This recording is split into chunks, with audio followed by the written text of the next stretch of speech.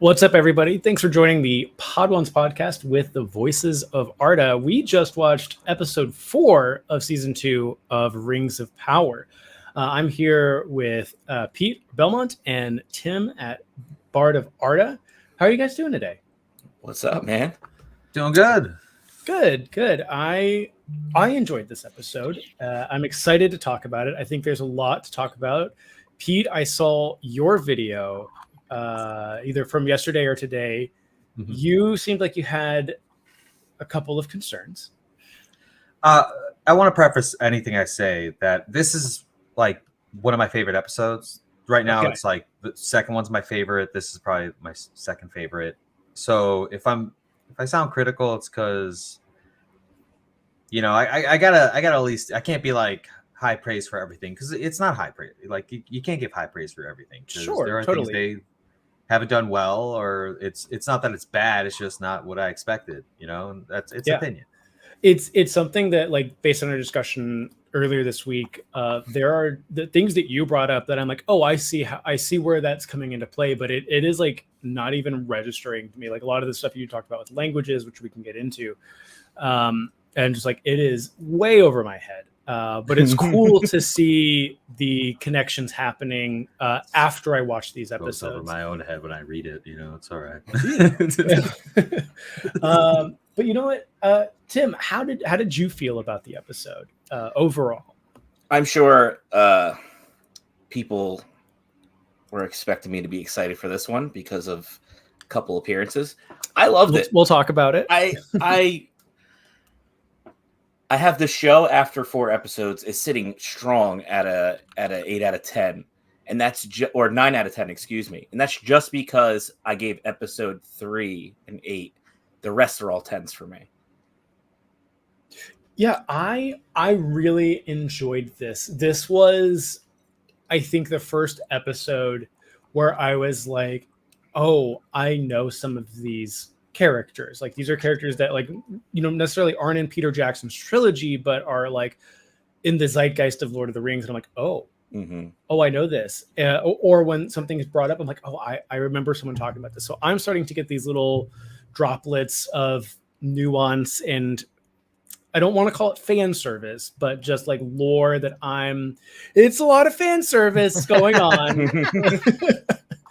But I would say droplets of lore that I'm starting to like hone in on and be like, ooh, I know that they're talking about something, and I kind of understand, not to the fullest extent, but there's stuff going on. But yeah, like I had a good time. I think the direction that a lot of the characters were getting to know better and better and better as the show goes on, we're starting to see that season 2 shift of who they were, last season is no longer who they are anymore. And it's very cool to see these things. I think even from this episode 3 to episode 4, certain characters' relationships are immediately changing, even within one episode, and I think that's really cool to see. But like you said, Pete, like not everything has to be praise. The one thing that I would say about this episode is like it's almost a positive, but also kind of a negative. Is we got 0 dwarves in this episode. I agree. And while I enjoy no Numenor either, yeah, I enjoy that we're spending more time with these characters because we have a huge ensemble, and it's cool to just say, hey, we're going to focus on the elves as they're going to Eregion, or we're going to focus on Pelargir. Or is that how you say it? Pelargir, yeah. Pelargir, yeah. Like, we're going to focus on this, but then it's both a like, oh, I really wish we would have gotten the dwarves. A little bit more political intrigue as to how we left off at Numenor would be cool, but it also makes me excited for next week. So I'm like, well, they're definitely going to hopefully include it next week into the story and continue it. I gotta be honest. The stores and the Harfoots and the strangers are like my favorite part of the show now. I love that shit. I like, nice. I love the songs. I love like them talking about the Suzat, which is like, they talked to I forget her name. Started with a G. The Goon. Make sure. What? the matriarch, you know, yeah, something the like goon, that, and always gooning. and I really enjoyed her. She was like a no bullshit type character, but I liked how they had the whole prophecy thing. I mean, obviously that's not how in the books, but the word Susa or Suzat means Shire or the Shire. It's a term that's used because a lot of people don't know this. But we have a translated work here, translated by Tolkien, is his own mythologies that was translated from Westron, and Westron is based off this language called Andunaic, which is the tongue of men's before they go to Middle Earth. Or I shouldn't say Middle Earth, before they travel over the Blue Mountains, it's spoken there, and then it's brought over to Beleriand, and then brought over to Numenor, where it becomes like a secondary language because they mostly speak Elvish there for some time. So things change, which you're probably starting to see now in Numenor. Yeah.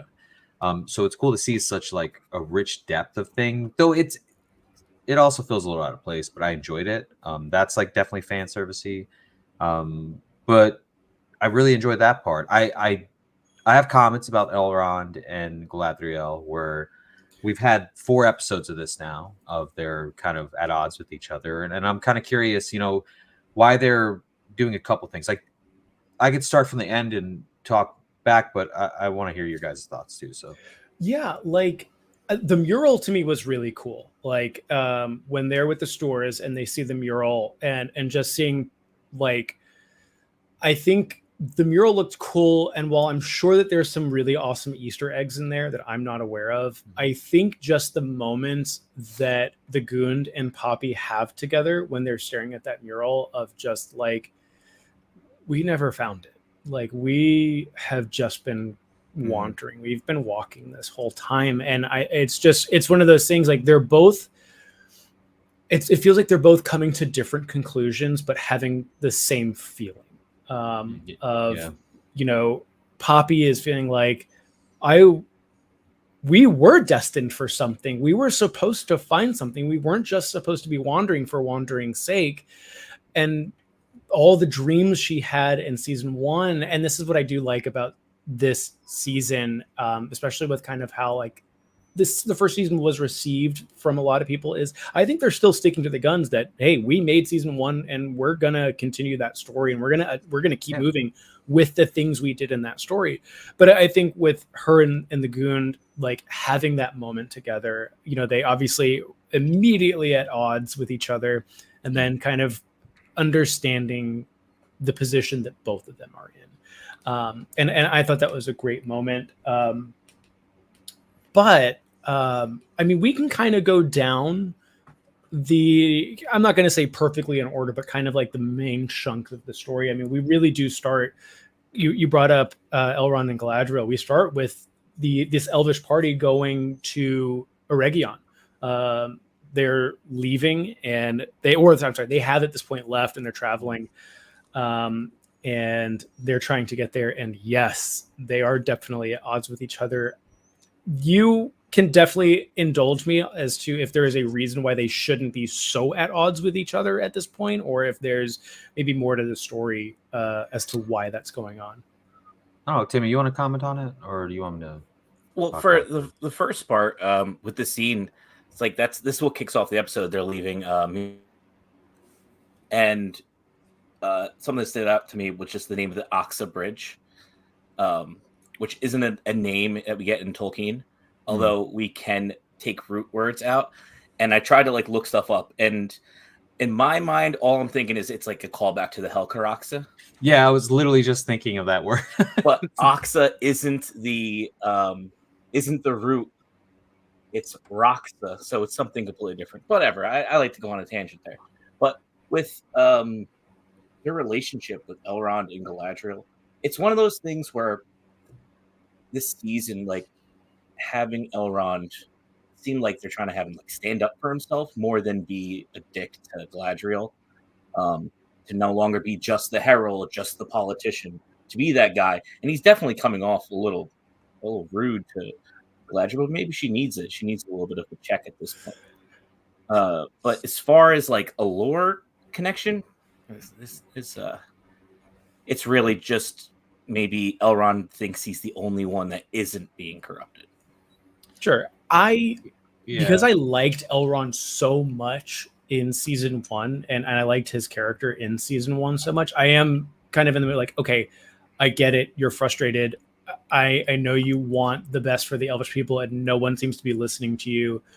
But can we get back to you being a really nice guy? I really like that. I think he's still Kind a of nice summer. guy. Yeah. I think he's still a nice guy, but there's a bit of a. I don't know why they're trying to build this frustration in him with Galadriel, because if you listen, you've been watching the episode, it's been weeks, and probably months now since the events of the finale of season 1. And so the line that really bothered me the most was the last line he kind of says in the episode. But his focus on the ring is what's really driving it. And I know that his concerns are the aspect of Sauron's deception and his corruption. And she has shown herself in prior episodes to not be completely free of it. She's not. She still thinks about Halbrand in some kind of capacity of like a comrade, or that she understood his mind, but doesn't realize that it was just a ploy and to placate what she needed. And it's tough. It's a tough thing to really wrap your head around, because I want them to be like this White Council, this group that worked together. But even in the text, it's stated that like Elrond and Gil-galad did not mess with that Anatar. They would have nothing to do with him. And Galadriel was actually the same way. But she wasn't in Lindon. She was near Lake Evendim, I think, at that time, and then goes to Eregion. So she's like there when this all occurs, and she leaves and goes to Khazad-dûm and so forth. And Celeborn stays in Eregion. That's how the story. Because Celeborn and Eregion, it's stated in the Fellowship, go over the Blue Mountains into Middle Earth before even one of the kingdoms, the Elven kingdoms, known as Nargothrond, one of her brother's kingdom, Finrod Felagund, he's king there, before that kingdom fell. So there's like a big gap there. So they have a lot of room with it, and I don't mind the dynamic. I just personally think it's like a negative for the show. They're really beating it with a stick. Like they're going so hard in the last 4 episodes to show this. When do we change? Like, you just were given Nenya the Ring of Wind, the Ring of Adamant. This is like not some. First off, I don't even want to talk about like what happens if an elf takes the ring off. Do like they go back to fading? I don't know, but like whatever. But like just takes the ring and then says that crazy line at the end. He's like, "Yeah, well, she just did that for the ring." I was like, she didn't say anything about that. She gave you the ring to protect it. I'm like, what are you saying, man? We can definitely talk about that, because that was, even without that, because my assumption is that these are very powerful rings. They have a lot of influence on the person that is wearing them or that is even around them. And to me, it was like when she pulls off the ring, I was surprised. Like, I was surprised she pulled it off. And I was like, I understand that it's not the one ring, right? It's not Sauron's ring, where the one that Frodo and Bilbo deal with the most. And I'm like, so it doesn't have that type of power, but it clearly there is something about they're these incredibly rings. Powerful. The 3 elven rings are said to be the most powerful of the 19. It's the reason why the one had to be so powerful. Tolkien even says in his own letters, he's like, that's why so much power and like of Sauron was poured into the ring. It was to overcome the 3 elven rings. They're so powerful. And it's cool that they kind of showed that, but I don't want to jump too far ahead of it, because I know we have like a bunch of other episodes to talk about. A lot happened in this. I just got so like, I just get into that moment. I apologize. But we were talking about the Axe of Bridge. We were gonna maybe like we could take a look at like where they go next, because pretty big location. The big thing that happened with the a lot of things happened. Well, a couple things happened with the elves, and a lot of things happened with all the characters that we're dealing with in this episode. But the Barrow Downs seemed like a very, very prominent part of the Elvish story, or the Elvish party. And this scene was I thought was really cool. I'm not familiar too well with the Barrow Downs, but it very much felt like the Fellowship of the Ring moments with the Nazgul and stuff like that. So I thought that was cool, because we didn't really get a lot of or any of that in season 1. There was no. I think the girl with the white eyes was the closest we got to these like dark specters, this very haunted aspect of Lord of the Rings. And now we're getting it again. And I thought this was a really cool sequence. I think it's very unfortunate that they just smacked some guy out like within 5 seconds of getting there.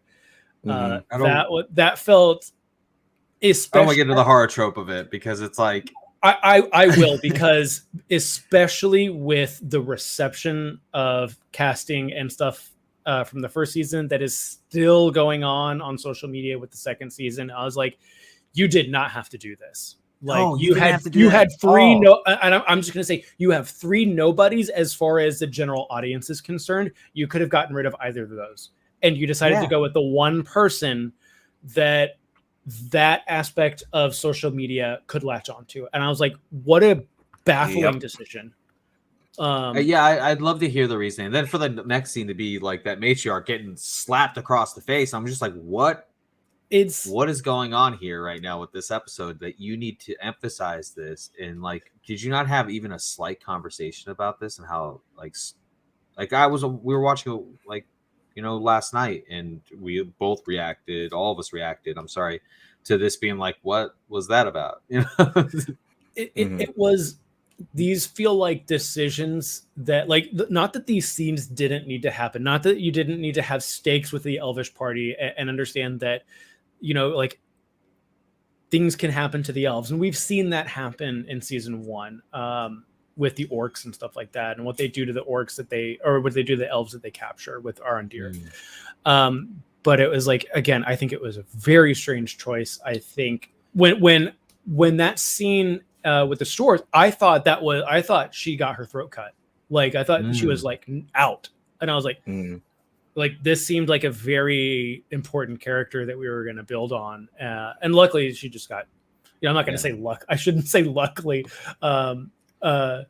The lesser of the things happened, which was a better choice, but still, it was like, does this need to happen? Could this not have been a magical spell? I don't know his character, but could something else have happened besides her getting hit across the face? So I am glad about this, because in Tolkien's world, the idea of magic isn't what you'd find like magic systems in Wheel of Time, for example, or anywhere else, or like how Jedi have the Force. Magic is an inherent like thing in Tolkien's world, where Galadriel in the Mirror of Galadriel chapter, where like they look into it, she says to Samwise, like, this must be what you consider magic, but this is just like normal to me. This is my life. Like, and some of it, like, I wish they would kind of start peeling back and allowing the elves to really delve into that. But like, I do like that there's lore, even though it's made up lore about the Barrow Wights, and like, you know, Elrond figured it out. I like their designs. The designs were wonderful. They're very like pre-Middlemen / Numenorian, so they have like kind of an Eastern feel, which checks out because Hildorian, where the men awoke, that's all the way in the east, so they would have traveled a long ways. And it's stated in the text that like the Dunedain, the Numenorians, when they come to Middle Earth finally after everything, they know of this location, Tir Gorthad, I think it means like the hill of Spirit of Dead, and it's like, you know, they have great reverence for it. I just wish it was bigger. I felt like I was looking at a miniature set of the Barrow Downs. I don't know, because like I can see that. it's so described as like this ominous place, and like, you know, there's these stone slabs like tall, and like there's hills, and like, you know, what Tolkien based that off is an area in England where like it's very rolling hills. That's where Downs were. That's how they looked. They were just mounds that had burials within it and then sealed off. And they just grew over it. This very much felt like a cemetery, like just a cemetery you would pass by, and I'm like, I'm fine with that as like an aspect of like, hey, we actually stumbled into this like ancient burial ground, and you know, like something like, you know, 12 very important people were buried here, and I'm like, okay, I wasn't like pulled out of it, again, not knowing, you know, it's still cool. I think like the necromancer idea of Sauron. Yeah, you know? The way that they like almost unwound as they were kind of like coming out, I thought that was really, really cool. It looked great. Awesome designs. Beautiful. And I thought it was a great. I thought like I think if we look at it from like what was happening in the scene, like I think it was very cool. I think watching them go after them, and then they would just reform and reassemble. And then obviously Elrond figures it out that you have to use the weapons they were buried with. I thought that was cool. And correct me wrong, they left the elf that died. They left his sword there. They buried him. Yeah. Yeah. I guess is that an elven tradition, or is that they wanted to continue the tradition of the Downs? They just did it. I don't know, Tim. You have any comment on I that? mean, Kill the slain. I'm trying to think that. But if an elf died in the presence of companions, would they leave their weapon behind? I can't think of anything. They normally just build a burial usually, mound, right? Like they burial would do mounds burial are cairns. mounds. Yeah, and the doors would do stone cairns. Yeah. Well, I'm the only why I think that. I think if Fingon's stone helm. No, not Fingon. Fingolfin's stone helm. I'm sorry. Near the Cure Thorondarath, over in like Gondolin. The Cure Thorondarath, yeah. Yeah. Oh yeah, for Glorfindel, yeah. Yeah. No, it's not Glorfindel. It's Turgon's dad. I'm pretty sure, because like either it's Turgon or Fingon. Or I'm sorry, Fingolfin or Fingon that gets buried up there. It's not Glorfindel, because he falls. He's probably done. That's what I'm thinking of. Point being is that like, yeah. Point being is that like there's a lot of different options for burial in like Tolkien's world. Maybe they're just worried that he's gonna rise from the dead as a baron. Like, we need to leave this here so that doesn't escape. I was like, they're leaving the sword just in case he comes back and someone else can take his ghost out. Have you ever seen The Northman, the movie that came out? The guy who did the Lighthouse and all those. They do a Draupnir in there, because that's what the basis of the Barrow-wights is. It's the Draupnir. Well, that's all I think of when I see Draupnir. Yeah, those are Barrow-wights. but that's something stated about the you have to defeat them with their own weapon or take their weapon away or something along those lines. So it like maybe they got the inspiration there for that. They took it more close to home. That makes sense, because there's a lot of parallels there.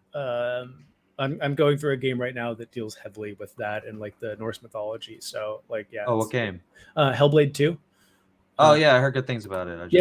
I'm a big fan of the first one, and the second one's also really good. And yeah, you're dealing with Draugr constantly. Nice. But yeah, like I thought this scene was good. I thought it was fun. I think that one of the themes that they do really well is when the action sequences are happening, they really highlight the ability of the elves. And they also do it without diminishing the capability of like dwarves and men. Like when you see someone like Isildur fighting, or you see someone like the captain fighting, or the villagers of the Southlands in season 1, they are doing well. Like they are capable combatants. But then when an elf comes in, it's not like the other people are helpless. It's just that the elves are so much higher in their prowess. And I think it's like every time we see the elves, whether it's Aaron, especially Arondir, and just how every time he goes into action, it's just such an amazing moment. He's the best elf in the whole show. Yes. I'm actually starting to warm up to Gil-galad a little. I don't know. He's starting to feel like a little more like a king instead of like Peeper Gil-galad. Do you remember that scene from the first season where he's just like watching Durin and Elrond leave over after the table incident? Creepy, bro. Creepy. Oh, yeah. I did love the table scene. I loved it, but it was creepy. He's just up there like, I'm like, dude, like Ben Walker's probably like, God, this is weird. He's got kingly things to do. What are you doing? Watching people. Like I thought it was a great scene. But kind of to move forward to the men that we're dealing with that are not Numenorians, sorry, I was really comment about the Viking barrows. Right. Which one? The Pelargir. And we have the wild men, and we have the woman that burned off her mark to infiltrate. I liked that she was found out so quickly. I liked that Arondir was like, yeah, absolutely not. You are 100%, working with Adar. And I do enjoy the dynamic between her and Isildur, and how there's this constant like, I don't trust you, I trust you, I don't trust you, I trust you. Where it's he gives an inch and she takes it back, and then she gives an inch, and so I think that aspect is really cool. I think the way that it resolved itself in the end was kind of one of those things. It's like, it's not how you wanted it to end, but it makes sense how it ended. And I really like this, and it's crazy that Sauron has been dethroned as the hottest character in the show. It's now the Mudworm is the hottest character in the show. I could get behind that. So, yeah, so the Mudworm, we're getting into this whole thing. Isildur and Arondir is like my dream team up. I love it. I really don't know how I feel about the switch of like Arondir losing Bronwyn, and now we have Isildur and Estrid, and now Arondir's on like kind of a back burner. I don't know how I feel about it, but I love the character dynamic. They work well. What I did notice about the giant worm thing, this nameless thing, it tied heavily into actually a statement from the Silmarillion. We talk about a beast of horn and bone, of ivory and bone. Yeah. And like if you looked at its teeth sticking out, it had claws. It was like it was exactly a callback to this, which was like, so the first Dark Lord, really influenced the creation of the world. He was there, and that's why they refer to it as Morgoth's ring. There's Sauron's ring. Well, Morgoth's ring was the world. It's what he craved the most, and it's what he poured himself mostly into. So that's why we have like hot volcanoes, freezing things. The extreme temperatures all come from the first Dark Lord. But he also is stated to have like manipulated certain things where like he couldn't create, but he could like, kind of mock. And it's stated that like under his like darkness that like these beasts would grow, like they grew horns and like in ivory and like like tusks, and they drew blood and like they became more violent. So it's like a cool callback to that, as well as the statement of nameless things from like the when Gandalf falls with the Balrog. They state that when the White Rider chapter of Two Towers, when he like tells them about that place. Or is it? It's probably also during the Watcher. I think it's the Watcher as well. Whatever, it's both chapters. But anyways, it's cool to see that stuff. Though I just am like, they got sucked down there. Were they like eaten? Did he cut himself out? Oh, they were totally eaten. They got eaten, right? Yeah, because because I can't remember her name. The wild one. Estrid. She puts the stick in, and that pulls the worm out, and then I believe that's Arondir's sword cuts through the worm, and then they get out. And I did love like it's like, what do we call it? We'll call this supper. Like, I love that. That was great. I got a little grossed out. That was covered in mud, and it was like nasty, nameless thing. You don't know what that thing's been eating. I was thinking like this could poison you, but you got to do what you got to do. Don't even care. Well, elves don't worry about that. Elves don't they don't worry about like the things men worry about. An upset tummy. Elves probably don't get really that bothered by it. But a man, who knows, dude? Who knows? But I like that scene. I like that the design of the worm was really cool. I thought it was great. Well, and it was their art director is John Howe, who's like a really famous Tolkien artist. Like, he's super well known. There's him, Alan Lee, and Ted Naismith are the three top ones. My personal favorite is Donato Giancarlo. Fantastic. Giancarlo. I'm sorry, I said his name wrong. Rude. But yeah, so the designs are all really cool. Like all the ring designs, the creature designs are all coming from John Howe, who really influenced Peter Jackson's movies as well. That's why they look familiar at times. People don't really think about that. The Balrog design, that's straight John Howe. Yeah, that's John Howe's Balrog design. And like a lot of the armors, the rings, they're all designed by him. Like if you look at the behind the scenes, he like does it, sketches it out, and then they bring it to life. And so like even with the orcs and those like designs, there's like real designs. They're not just fully CGI. They like actually build a lot of this out. They put a lot of work into this second season. Not that they didn't the first season, but this second season they really like took everyone's feedback for it. But this whole dynamic between the three of them, where my dude Arondir is creeping on people, like he's heavy creeping. I love Arondir, but they making him heavy creep on people. He's like, I saw that scar. He like, she throws a pot at him. He straight kicks it. He kicked the pot. He could have punched or it. Is he just insanely observant?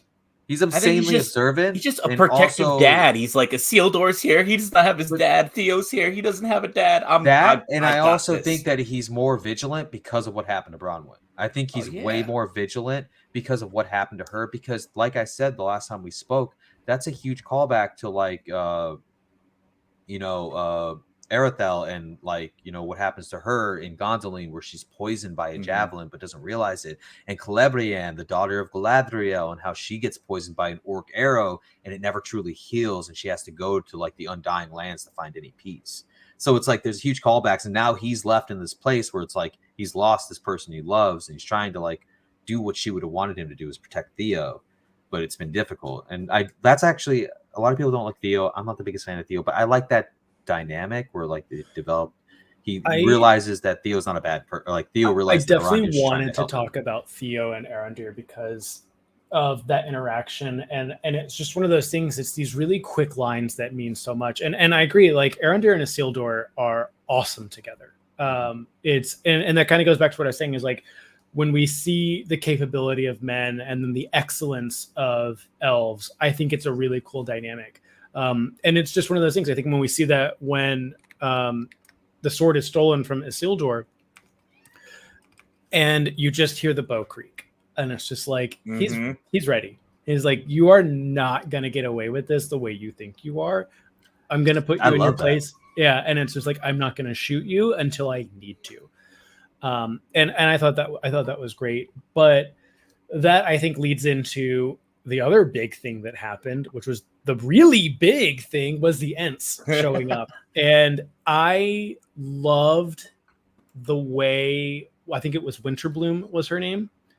Yeah, just was one of them. How the leaves really I didn't catch the other one. Yeah, the leaves acted as like flowing hair and stuff like that. And I loved the one thing I really like about both seasons is just the way that people talk in this show. And it's like I think there's a way you can go overboard with dialogue and having it sound so fantastical. And I think this has this perfect blend of this is believable. This is how, like, this is just a very fancy way of talking. And I think the way that the Ents talked to Arondir and Isildur was awesome. I thought the scene just with Arondir talking to Winterbloom and her putting the leaf on him, that was like a really moving scene for me, especially the callback to season 1 when we had to cut the tree down. And he says, and he doesn't lie about it. He says it's a great pains I have. And I want your forgiveness for that. And like, I thought, that was definitely, I think my favorite moment of this episode was the Ents and just the dialogue between them. The forgiveness takes an age and washes away the soil and like all those lines were awesome. I loved them. Though someone pointed out that Arondir is like wearing wooden armor and it's like super uncomfortable. I noticed that too. I was like, are they going to talk about that? No need. But like giving him the flower and him just talking the way he does, there's such reverence for the trees and love for them, and it shows like this Sylvan side of him because now he said he was from the Greenwood. But then he had also said he was born in Beleriand, didn't he? In like the 3rd episode, I got to rewatch it now because now we have some like a bit of an. There's so many callbacks from the first season. I'm like, I really got to watch. I know, and I'm just like, dude, is he like a Sylvan? I like to think he's a Sindarin elf who traveled after the War of Wrath and now lives in the Greenwood, and it's a callback to Thranduil, the father of Legolas, because Thranduil was there in the first age. He was in Doriath. Mm-hmm. He traveled over with his father, Orifer, who's the king until something happens. And then he becomes king. Who knows? I don't know that story. But yeah, it's super interesting to hear that, where it's like, I don't know, like they're really giving us this rich lore with Arondir, and I just wish there was more of it. I wish there was more Arondir. I want Arondir, and I can't wait for him to, like, because we've seen the scenes in the trailer, to be in a Region. I want to see my man, like, get it in. Because I mean, he's badass. We are at the halfway point of the season, which is crazy. Like it just started and we're already halfway through. And I want more of Arondir. Like, he is such an interesting character. I think in a lot of ways, he's relatable. Even though he's like this type of person that really is hard to relate to, a person that has lived for hundreds and hundreds of years and gone through so many things. This was a great comment of he has to deal with grief, which is not what he's used to. And I think that's an interesting aspect of his character now. I think he's learning to care a lot more outside of just Bronwyn, which is very much in season 1 is what it felt like, is he really only cared about Bronwyn, and there was even some disdain for the elves he was stationed with in the Southlands. And now he's learning that like every single person in this village is valuable. And I think the last lines with Theo were so good. He's like, I have a promise to keep, and you're welcome to come with me because I promised I would keep you safe. And Theo, understanding that what he said, episode 2 or 3, I can't remember. 3, and it was just this like, I also have I would come with you, but I also have a promise to keep. And it's like, it's while he go to Polar Gear. Yeah, he's gonna be the Witch King. He's got the thing. Dude, I was talking to Tim about this like offline, and we were like, this guy probably, the reason why he met his father's probably like some kind of Numenorian descent. Like I really feel like he's gonna end up being the Witch King. There's just so much focus on him. Then there was like the blade, it's kind of a Morgul blade. Tim was saying. Do you think that has to deal with, because like Bronwyn was essentially the only person wearing color, and that may be because it's main character syndrome. But do you think that has anything to do with it? I don't know. I can't wait. They said at San Diego Comic-Con you'll learn more about his background eventually. So I can't wait. I don't know if it'll be this season. But I like their whole thing. I don't know how I felt about Leathercap man with the rag on his head, dude who like showed up, and Hagen, I think his name was like, the whole Estrid and Isildur thing felt odd. And I'm gonna wait for it to really play out. Yeah. I'd rather us talk about like Tom Bombadil. We could talk about Mr. Tom Bombadil. Because we've definitely talked about Nori and Poppy. We've talked about pretty much everyone else, except for the end. Thomas of Bombadilian, if that's his real name. It is Eowyn Benadar. Tim, who on Instagram is Tim Bombadil. I want to ask you, because you look very, very familiar. How did you know it was coming this episode, especially with the title? And how, when you saw him, when you kind of figured out it was him, how did you feel? So I saw the there was a Nerdist article that came out the day before on Wednesday. And I only found it because somebody had made like a Twitter post that was like, I saw the new Tom Bombadil clip. And of course, I'm trying to figure. I saw it and too. It was the scene of the stranger being caught in Old Man Ironwood. And I was like, name. Oh, here it comes. And I was kind of dreading Tom appearing on the show in the flesh, but at the same time, I wanted it so bad. And I have no complaints. And like when I felt him coming in the show, like I thought that was going to be his opening scene. Like he just comes and saves the stranger. But we had that little scene before where the stranger follows the goats to Tom, and he's just singing in his garden, having a grand old time, talking. When I heard riddles. Singing, and I was like, that's him. That's there he that is. Guy. So I was sitting with my girlfriend watching it, and I'm bouncing up and down. It's coming. Tom's coming. And I had that moment of like, I was with my girlfriend, we were watching, and I was like, is that motherfucker here? I loved it. I had a blast, like talking to people about Tom Bombadil, reading Fellowship of the Ring. I was like, I like Tom Bombadil. And I was like, not knowing who he was when I watched the Peter Jackson trilogy and then reading Fellowship, I was like, that's crazy. They didn't include him. He's great. Mm-hmm. They don't include Tom in any adaptations. Like, unless you're playing I watched Game Boy Lord of the Rings games, you're not getting Tom. Yeah. He is in that. That's crazy. Yep. The Diablo style Lord of the Rings games, those were great. Tom, I was worried that he was going to be a little too like all over the place because it's like hard to do that.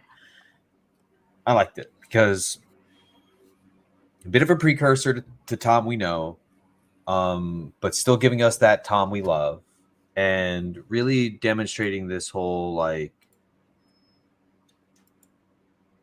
mysteriousness about him, where like a lot of people forget that Tom is kind of serious at times in the book, talking in riddles, but he speaks of like far things and talks about conjures images and like thoughts and people, and like the hobbits have crazy dreams. They like all sorts of weird shit happens at Tom Bombadil's house. Like I don't know what's up with that joint. He's bugged out, man, and he's like always just like in his chair telling them stories. He wants to hear stories. The ring has no impact on him, and it felt like that. We're like the scene where he's in the tub and like you hear Goldberry singing, which I don't know what the hell's going on there. I'm gonna let him play it out, but he's just like, you're here, you're like he's like, he's confused himself. He's like, what do you mean? Like, you were obviously just singing. He was like, don't be shy, Goldberry. And like now he's like, a woman? You're crazy, dude. Like I like he was such a fun part of this episode. And I think you're right. I think the way that he wasn't this goofy aspect that I think you could easily turn him into, and the way he talked about the Dark Wizard in Rune, and it's just like, it wasn't that he was sad about it. The way he talked about, like, I've always been here, and I'm the eldest, and just how he was able to guide the stranger, and have the stranger understand. I thought it was cool. I thought it was really entertaining, and I thought, like, I just had a great time watching it. It was a blast. Yeah, Tom, watching the trailers leading up to the episode, even since like the second trailer for the series dropped at Comic-Con, I was a little worried because I'm like, are you gonna sit here and let the world burn? And I was like, is he gonna be like really serious? Because like, of course, there are moments like Pete was saying during in the House of Tom Bombadil where he's really going into the lore of the First Age and before, and getting into the Dark Lord. So it's not completely foreign that Tom could be serious, but I thought he was going to really become a serious player in this. And they have the conversation all the way up to the point where the stranger's like, are you going to help me? And he's like, I'm a wanderer, not a warrior. And great deeds are to be left in the hands of those that are given them. It's like, oh, there's Tom. Saved it right for me. I'm not worried about anything because he's going to let the stranger go, and he's going to gather water lilies while they still grow. And that, my friends, is Tom Bombadil. That is Tom Bombadil. He says stuff like that in the book. He's like, he's like, Tom, come with no, dude. We can't give the ring to Tom. He'd lose it. Like, forget about it. There's something that you might not get from reading Lord of the Rings, mainly because besides all the speculation we have, Tolkien was asked about Tom a lot because he did publish a book about Tom Bombadil during his lifetime, and the closest explanation he ever gave to what Tom is he's the representation of like a rural farmer or like a hermitage kind of person who the lost rural area of he says a certain area. Yeah, it's like he gives a specific town. I don't remember. It's like either Birmingham, a lot of letters, Oxfordshire, or something. Yes. And it's the fact that without the people doing good things in the world, Tom couldn't exist. But without Tom existing and just being himself, what good is there in this world? It's that little bit of peace that everyone's fighting for, like Samwise says in Two Towers. Tom is the perfect representation of it. Even with his immense powers and magic and capabilities, Tom just is, and that's his job in this world, and to be that. Like you drive it, that's an awesome point, because if the Dark Lord wins, even if with everything, Tom dissipates. There no longer exists this aspect of this world. He would be the last, like he was the first.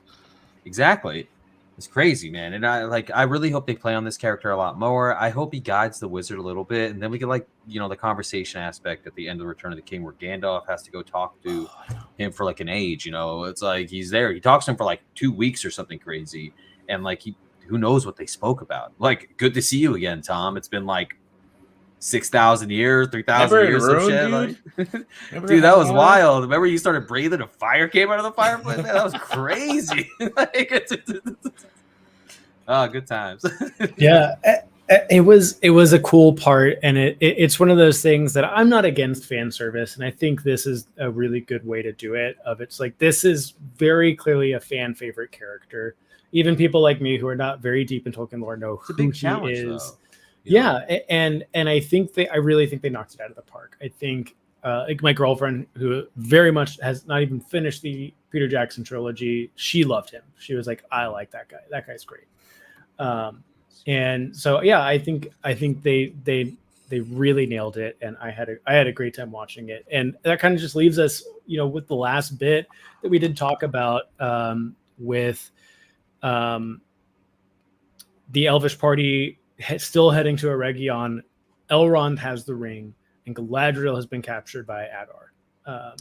So people are super excited about this scene because of the way the pronunciation is being used for Quenya and Adar, who captures and says this line, "A star shines upon our meeting," which is like a big thing that's mentioned by like Noldorian elves. It's the line. It's the line. It's the line. Like, yeah, like it's the line you say to people, and it's like, Gildor and Glorion says it to Frodo and Sam, Galadriel says it, like Elrond says it, like everyone says it. It's like that line, like, we're blessed here to meet again, or meet for the first time. So for him to say it, the first episode, he pretty much confirmed that he was by the Sirion River in Beleriand. That's in the first age. Talks about the sage blossoms next to this great river. That's the river he's referring to. Whatever.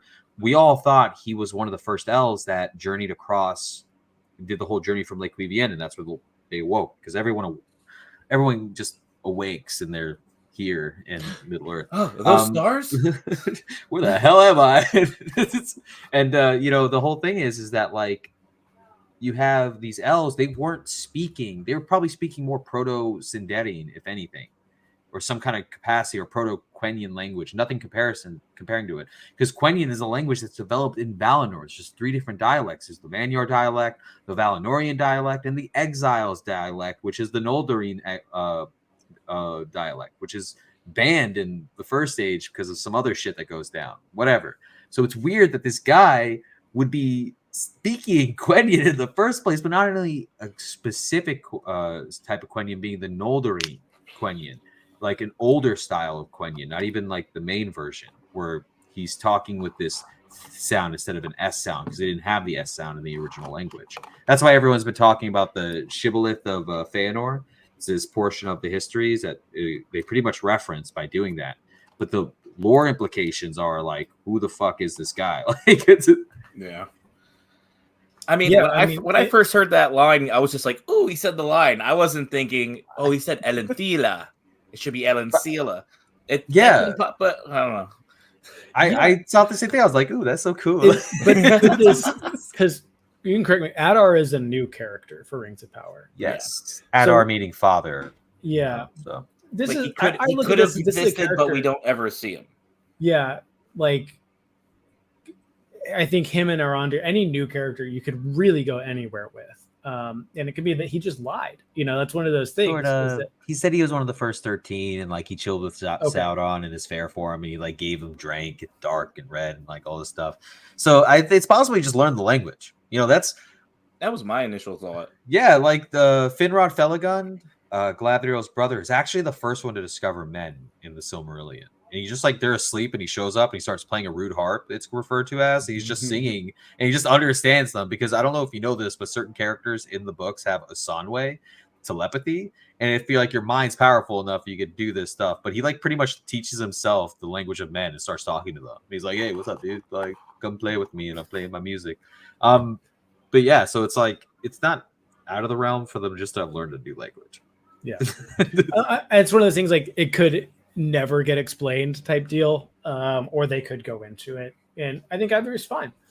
But that being said, like, talking about the lore, as we kind of wrap up here, like, it seems like we've talked a lot about a lot of the lore that has been introduced, just not only the past 3 episodes with this episode, but were there any standout things that we haven't really talked about, of like these little Easter eggs or just little things that showed up? Like, were there any characters or objects or anything like that just really, really stuck out? Before I start talking about ones that I caught when I was watching it, I didn't think about this, and we said the names several times on this. I saw it on Fellowship of Fans, posted a little thread thing, and it was the name the Goond. Now, where do we hear that that root word in? Gundabad. Also, Or Goon. Gund. So we have our store hobbits who dig into the rocks, right? And we talked about our friend Finrod, Felagund, the dweller, the delver of caves. So we have that root word is going right back to Galadriel's brother, Felagund. Damn, and I didn't think about it watching. I didn't think about it after the fact. It's right there, black and white. I love it. And they're digging holes in the ground like amazing. Little petty dwarves. Delving into the new Lukeisdeen. Yeah, man. That's great. I didn't even think about that. I do love that aspect. They do that a lot with like the series, dude. And I love that. I love the callbacks. I'm just like Gaer and the fortress. Karas Gaer is a callback to Dread or sea, either like Belaguer. Belaguer is the sea all the way to the west. Gaer, you know, it's kind of cool. Yeah, but lore contradictions. Were there any lore contradictions? Were there any things that were like out of the stuff that you had kind of mentioned? A lot of people are going to say the Barrow Downs are not canon, but there's Tir and Gorthad is a location, like I said at the start of this. So why would like they not be? Are they just not referenced, or is it like a letter? Well, they're not evil places, but the whole thing is that the Witch King of Angmar, the head of the Nazgul, Ringwraith, who's taught sorcery by probably Sauron, who's the necromancer, who's put spirits into different beings, probably poured like some kind of evil malice into there and attracted evil spirits, and that's kind of how the Barrow Downs happened in the book. Like it is the Witch King of Angmar actively doing this and trying to stop like like it was always a burial ground from like the first age on. Before, like, but the princes of Cardolan were buried there. It was never inhabited with these kind of whites. Exactly. So that was fine. The only other thing is that, like, you know, the stores I don't believe actually did. They're called similes. The similes. They're the hole. They're the holes that we see hobbits live in. That's the term for them. I believe it's the Harfoots actually. So I'm very interested why they like kind of switched that, because stores are known for being river folk. That's why you hear about Gollum and like all this stuff. Gollum's a river folk. It's one of the stores. And it's also said that the people like, you know, Mary Brandybuck. Well, Tom says that he saw this place that once was green and now is dirt. So is this something that they were river folk, and then as the Dark Wizard came through and that killed all of the crops and stuff like that, so that's when they started digging holes? Like, could they be living in the old riverbed? That's what I was thinking. Yeah, possibly. But it also feels weird that they would have been searching for the Suzat and then being here. So like, I don't think the stores were there yet in that area when it was green. Just it would feel weird otherwise. Yeah, I mean, we got 4 more episodes. Yeah, I know. So and I know EJ just said Barrow White shouldn't be there, but that's the point we're making. It's fully capable of them being there. It's like it's not something. Tir and Gorthad was there. There were bodies there. Probably the people who didn't cross with Beor and the folk of Marek and Haleth. They would have settled right there, east of the Blue Mountains, which is right smack near the Old Forest and the Barrow Downs. So they got us with that one. They got us. Well, I personally, I had a great time with this episode. I think there were moments of this episode where even I was like, "Huh, that's interesting." Especially what we talked about, the ring.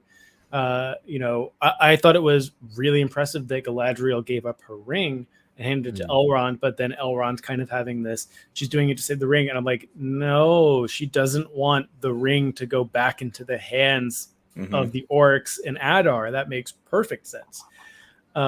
Like, I don't see why you'd be upset over that or have that reaction. And that was like the one thing where I was like, I also felt like the wild men kind of like they got captured by trees and now they're nice-ish. We're not so wild after all. Yeah, that felt very like we haven't written anything for this. Let's just throw it in. Like, but also, Hagen, my man, your lady's being stolen by the Númenórean. Yeah, a semi-insignificant part of the story. So it's kind of like, that was that to me, those were 2 like weak parts. But overall, I think with Tom and the Ents, I think the Barrow Downs were cool. I think watching Galadriel fight all of those orcs at the very end, awesome. That was awesome. It was dope.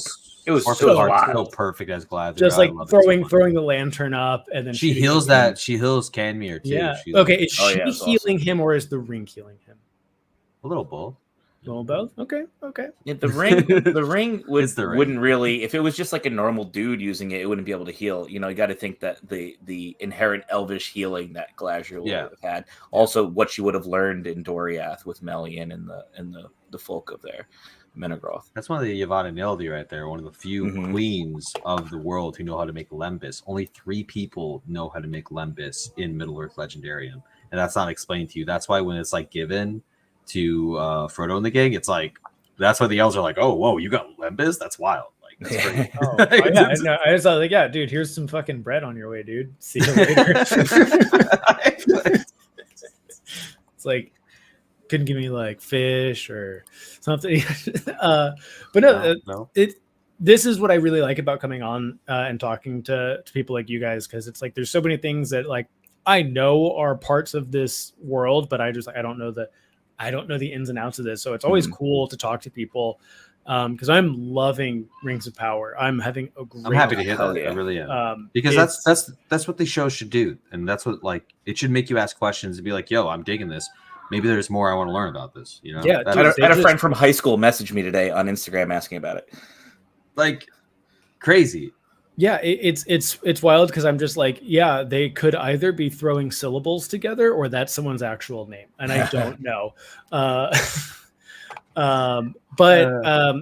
I think we're gonna wrap it up here. I want to thank both of you guys for being on here and sharing your knowledge and real quick about your show. Yeah, real quick. Can I drop one lore something that was good? That I really enjoyed and loved about this show. This episode specifically, we talked about the Ent and the Ent wife. The characterization of both of these characters, it might not seem like that much on the surface, but knowing their story and the history of the Ents. The fact that the Ent is more aloof and kind of like talking, you know, in like poetry in this, and the Ent wife is like in your face. I got things to do. You're going to stop doing this. More proactive. Where if we know the history of the Ents, we know that that's very much the way that the two different Ent versus Ent wife act. Is that the Ents were totally fine hanging out in the forest and tending to the trees and living in nature and becoming slow, whereas the Ent wives traveled out of these dark places, and hopefully the story will be told during Rings of Power, so I will not spoil anything of what the Ent wives do and how they act. Okay, before we depart, something that's always confused me: are all trees all Ents are trees? Are all trees Ents? No. Okay, it is a special type of tree that is sentient. Kind of, yeah. Because there's the horns, you know? Yeah. And they're like kind of trees that have been brought to life. There is like a procedure here where like trees come to life, but like the tree Ents, the tree herders were so like. When we're outdoors and we see a tree in Lord of the Rings, it's safe to assume it's just a tree. Yeah. No, there's probably. Think about old Ironwood in the episode. Yeah, he came to life and grabbed the stranger. That would be Old a tree Willow, that's becoming Entish versus an Ent that's becoming treeish. So like trees can become Ents, but like, you know, and Ents can become trees. Some Ents get like slow and they turn back into a tree practically. And they like, you know, then there's the Huorns who are like trees that are alive, that become alive, that are like very active. They're able to like somewhat move, it seems. It's like a moving forest, it's described as. So yeah, I guess I don't want to say like Ents are special beings, but like, you know, not every tree I feel like can just become an Ent out of nowhere, you know? No, it was very specific that they were put into this world to be a creature, a living creature that is there to protect the forest, mainly from those who like to chop wood, like doors, or that one of those wild men that as soon as I saw him in episode 3 at the end, I was like, you shouldn't be chopping really wood. Bad at chopping wood, though. I want to point that out. Don't be doing that out here.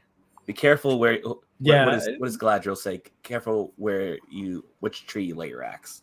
To Gimli. Exactly. Yeah.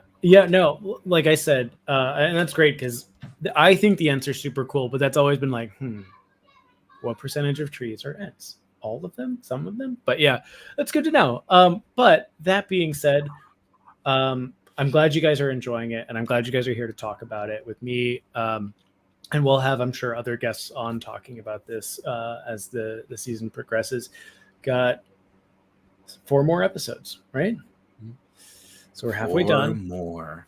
And then probably another 2 years. All right, maybe a little short. But it seems like having the 2 years paid off. It really does. Truly, yeah. It really thinks I don't want to say they went back to the drawing board, but they were really able to maybe take what they were planning on doing, change a couple things, because I do think that season 2 is, as someone who really enjoyed season 1, I think season 2 is an improvement over season 1. Like, it's very obvious. Pete, you and I talked about it, of just like even just the actors feeling more natural with these characters is great to see. But I'm glad I'm glad you guys are enjoying it, and I want to thank you again for being here. Tim, where can we find you on the internet? You can find me under this title that's on the screen at Bard of Arda on most platforms other than YouTube, which I am a part of the Voices of Arda podcast channel, where you can find people like New Beta and Callie, of course, but Belmont and a lot of great Tolkien content creators. We're working together, putting out lots of good stuff for you, and hopefully more coming soon. Amazing. Pete, where can we find you?